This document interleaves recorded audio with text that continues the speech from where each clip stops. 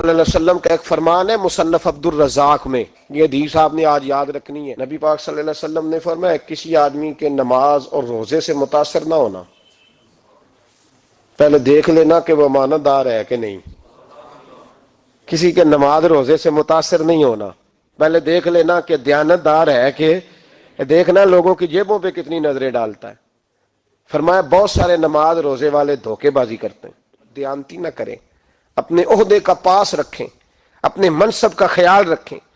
عہدے جس جگہ آپ موجود ہیں آپ کی ذمہ داری ہے۔ میرے رسول پاک صلی اللہ علیہ وسلم نے فرمایا ہر بندہ تم میں سے نگران ہے، اور جو اس کی رعایا ہے اس کے بارے میں اس نے جواب دینا ہے۔ کبھی بھی بددیانتی نہ کریں۔ ہم لوگوں کا پہلے اعتماد حاصل کرتے ہیں، پھر اس اعتماد کو ٹھیس پہنچاتے ہیں۔ اس کا نقصان پتہ کیا ہوتا ہے؟ دنیا میں سب سے کمزور شخص وہ ہوتا ہے جس پر کوئی اعتبار نہیں کرتا۔ جس کا اعتماد ضائع ہو جائے وہ آدمی بکھر جاتا ہے۔ کبھی بھی دھوکہ دہی کی پالیسی نہ بنائیں۔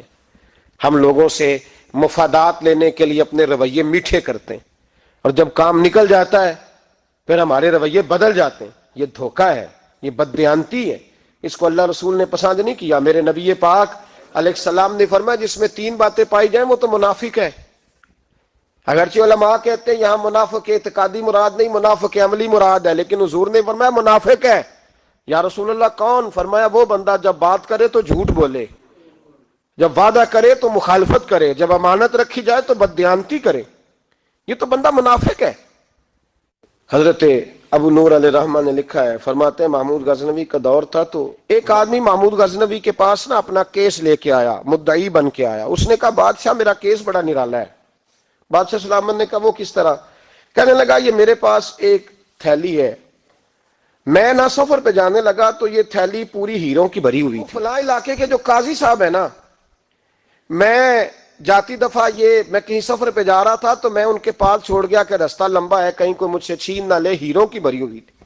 کچھ دنوں کے بعد میں واپس آیا ہوں، قاضی صاحب نے مجھے تھیلی واپس کی ہے تو اس میں ہیروں کی بجائے کھوٹے سکے نکلے ہیں۔ اب میں نے قاضی صاحب سے کہا ہے تو قاضی صاحب تو میرے گریبان تک آتے ہیں، وہ کہتے ہیں بتا کہیں سے پھٹی ہے، کھلی ہے؟ وہ جس طرح ٹانکے لگا کے تو نے سی تھی اسی طرح لگے ہوئے ہیں کہ نہیں؟ تو حضور لگے بھی بالکل اسی طرح ہے، نہ پھٹی ہے نہ کھلی ہے۔ اب میں لٹ گیا ہوں، میری کل عمر کی کمائی ضائع ہو گئی، کھوٹے سکے کہاں اور ہیرے کہاں؟ تو مہربانی کریں، اور آپ کی بارگاہ میں اللہ رسول کے نام پر حلف دیتا ہوں کہ میں ہوں بالکل سچا۔ محمود غزنوی کہنے لگے تو جا، تھیلی چھوڑ جا، اور جب میں تجھے بلاؤں گا پھر دوبارہ آنا۔ وہ شخص چلا گیا۔ محمود غزنوی اٹھے، دربار برخاست کیا، لوگوں سے کہنے لگے چلے جاؤ میں 3 دن کے لیے سیر کرنے جا رہا ہوں، 3 دن کے بعد لوٹوں گا۔ اکیلے جب رہ گئے نا محمود دربار میں تو محبوب نے چھری منگائی۔ وہ جس تخت پہ بیٹھتے تھے وہاں گدا بچھا ہوا تھا، یہ گدا پڑا ہے نا، وہ گدا بچھا ہوا تھا۔ محمود نے چھری کے ساتھ اس کو پھاڑ ڈالا اور چھری جیب میں رکھی نکل گئے۔ کہنے لگے میرے بعد کوئی میرے دربار والے احاطے میں داخل نہ ہو۔ محمود چلے گئے۔ اب وہ صفائی کرنے والا جب آیا نا، اس نے آ کے دیکھا تو گدا تو پھٹا ہوا ہے۔ اس نے شور ڈال دیا، پہرے دار بھی آ گئے، فلاں صاحب بھی آ گئے، فلاں صاحب۔ اس نے کہا وہ خدا کے بندو، اس کا گدا پھٹ گیا ہے، وہ تو مار ڈالے گا۔ اس نے کہا تھا سوائے صفائی اور نگرانی والے کے دوسرا آئے کوئی نہ، اور یہاں آیا بھی کوئی نہیں، پہلے دن ہی پھٹا ہوا ہے تو لٹکا دے گا سب کو، کیا کریں؟ شور ہو گیا، سارے دربار کے ملازمین اکٹھے ہو گئے۔ ایک بندہ بولا، کہنے لگا فکر نہ کرو، میں کیسے بندے کو جانتا ہوں، اس طرح سیے گا کہ جس نے پھاڑا ہوگا اسے بھی پتہ نہیں چلے گا کہاں سے پھٹا تھا، ایسا بہترین رفو کرے گا کہ پتہ بھی۔ اس نے کہا یار ہم سارے 1 مہینے کی تنخواہ دیتے ہیں، تو بندہ بلا۔ وہ بلا لیا اس کو، اس کا نام محمد رفو گر تھا۔ وہ آیا، اس کو گدا دکھایا، اس کا یار اس طرح سینہ پتہ نہ چلے۔ اس نے کہا فکر ہی نہ کرو، میں بڑا کاریگر ہوں۔ بڑے بڑے کاریگر لوگ نہیں ہمارے ملک میں پائے جاتے، کوئی نشان چھوڑتے ہیں پیچھے؟ بڑے کاریگر کا پیسے ہونے چاہیے، بڑے بڑے کاریگر بندے۔ آپ یقین کریں ایسا ایسا فلسفہ، یہ عمرہ عبادت ہے نا، سرکار دو عالم صلی اللہ علیہ وسلم کی بارگاہ کی حاضری بڑی نعمت ہے نا۔ تو سعودی گورنمنٹ نے پابندی لگا دی، خیر ان کی بھی زیادتی ہے، اس طرح کی پابندیاں شریعت اسلامیہ میں جائز نہیں۔ اللہ کے گھر مسلمان جب چاہے جا سکتا ہے، لیکن وہ کہتے ہیں جی 2000 ریال دے جس نے 2 سال بعد بھی آنا ہے۔ انہوں نے پابندی لگائی تو ہمارے ایجنٹوں نے بھی کئی خاص ٹریننگ حاصل کی ہوئی ہے، پتہ نہیں کہاں سے سیکھ کے آئے، انہوں نے بھی رستہ نکال لیا۔ ایک سال سے میں نے کہا کہ جناب وہ 2000 ریال لگ گیا تو کیا کرنا ہے؟ کہنے کوئی مسئلہ نہیں، پاسپورٹ نواں بنوا لو، گنجائش ہے، یعنی ہر شے کا حل ہے۔ وہ میں نے کہا یار اب عمرہ کرنے جاتے وقت بھی بندہ دھوکہ دے کے جائے، اللہ کے گھر جاتے وقت بھی اس طرح کی حرکت کرے، کیا حال ہو گیا؟ ہر چیز کا لوگوں نے حل نکال لیا، ہر چیز کا لوگوں نے سٹائل بنا لی۔ ایسا نہ کریں، یہ درست نہیں۔ احمد رفو گر کہنے لگا اس طرح سیوں گا کہ پھاڑنے والے کو بھی پتہ نہیں۔ ان کا پیسے لے یار تو سی دے۔ اس نے سی دی، اگلے شام ہی لا کے بچھا دیا گدا۔ تیسرے دن بادشاہ سلامت آئے، آ کے پہلی نظر گدے پہ ڈالی، اس نے بلایا سب ملازمین کو، کہا کس نے سیا ہے؟ کہا جناب کیا ہوا؟ کہا یہ پھٹا ہوا تھا۔ کس نے؟ کہا نہیں پھٹا ہی نہیں۔ وہ کہنے لگے بنو مت، میں خود پھاڑ کے گیا تھا، تو بتاؤ صحیح سیا کس نے ہے؟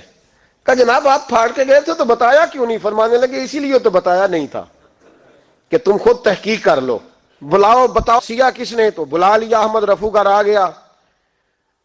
اس کو جب بلا کے سامنے بادشاہ کھڑا کیا، کہا بھئی تو نے سیا ہے؟ کہنے لگا حضور آپ کے سارے ملازم کٹھے ہو کے آئے تھے، میری غلطی کوئی نہیں۔ کہا نہیں یار تو بڑا کاریگر ہے، میں نے اپنے ہاتھ سے پھاڑا تھا پر مجھے بھی نہیں پتا چل رہا کہاں سے پھٹا تھا۔ اچھا یہ بتا یہ تھیلی جو ہے یہ بھی تو نے سی تھی؟ اس نے کہا جی آپ کے خادم کا ہی کارنامہ ہے، وہ فلانے علاقے کے قاضی صاحب آئے تھے، اس میں سے ہیرے نکال کے تو کھوٹے سکے بھرے تھے، تو مجھے بھی تھوڑا سا حصہ ملا تھا۔ محمود نے سارے گواہ بھی اکٹھے کر لیے، ثبوت بھی اکٹھے کر لیے۔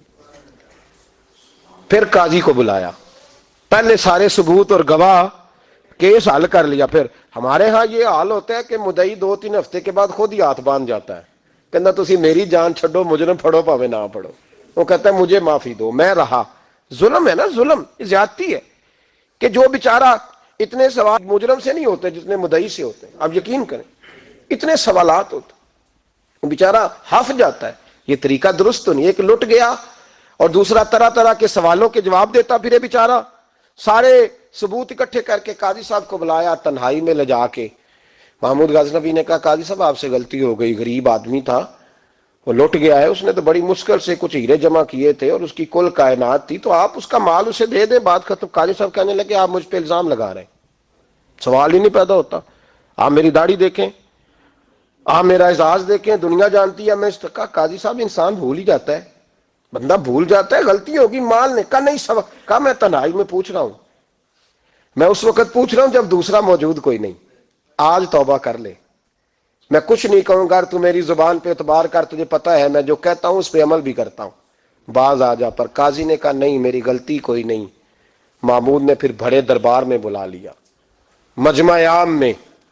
مہلت کے دنوں میں جو توبہ کر لے وہ بچ جاتے ہیں، لیکن لوگ رسوائیوں کے دنوں میں پھر واپس لوٹتے ہیں اگلا گھر دیکھ کے، پھر حالات اور طرح کے ہو چکے ہوتے ہیں۔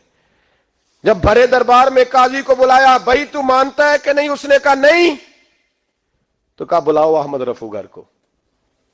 جب وہ احمد رفو گر آیا تو بوڑھے قاضی کی ٹانگیں کانپنے لگی، جملے ٹوٹنے لگے، لفظ زمین پر گرنے لگے، بات صحیح نہیں ہوتی، زبان لڑکھڑانے لگی۔ محمود کہنے لگے قاضی میں نے تجھے کہا تھا وہاں مان جا بات، اب بڑے دربار میں بول۔